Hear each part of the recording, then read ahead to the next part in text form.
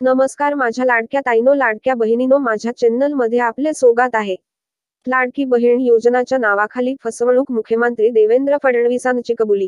लाडकी बहीण योजना ही नेहमीच चर्चेत असते. लाडकी बहीण योजनेच्या नावाखाली फसवणुकीच्या अनेक घटना समोर आल्या आहेत. अनेकांनी बनावट खाती उघडली आहेत. त्यातून ते लाडकी बहीण योजनेचा लाभ घेतात. महिलांच्या नावाचा वापर करून देखील अनेकांनी बनावट खाती उघडली आहे. यामधून राज्य सरकारची तब्बल 19,43,000 रुपयांची फसवणूक झाली असल्याचे समोर आले आहे. याबाबत स्वतः देवेंद्र फडणवीसांनी माहिती दिली आहे. या लाडकींच्या खात्यात जमा होणार 1,500 जुलैचा हप्ता एकत्र जमा होणार. नक्की खरं काय? देवेंद्र फडणवीस काय म्हणाले? लाडकी बहीण योजनेच्या नावाखाली अनेकांची फसवणूक झाली आहे, असं मुख्यमंत्री देवेंद्र फडणवीस यांनी लेखी उत्तरात मान्य केले आहेत. या योजनेअंतर्गत तब्बल 104 बनावट खाती उघडण्यात आली होती. यामुळे सुमारे 19,43,000 रुपयांचा सरकारी निधी बनावट खात्यात जमा केला गेला. यामुळे सरकारची लाखो रुपयांची फसवणूक झाली आहे. बनावट बँक खाती उघडून त्यात लाभ घेण्यात आले आहे. दरम्यान आता ही खाती गोठवण्यात आली आहे.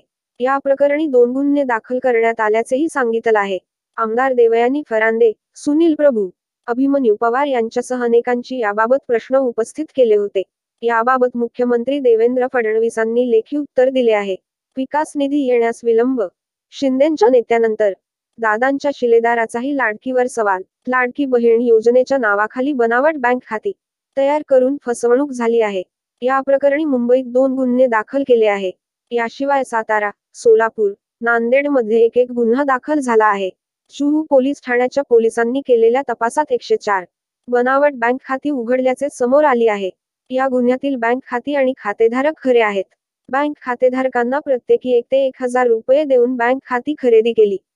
यामागील गुन्हेगाराचे नाव प्रतीक पटेल आहे. हा व्यक्ती फरारी आहे. 27,000 लाडक्या बहिणींचे 1,500 रुपये कायमचे बंद. लाडकीचा अर्ज का केला बाद?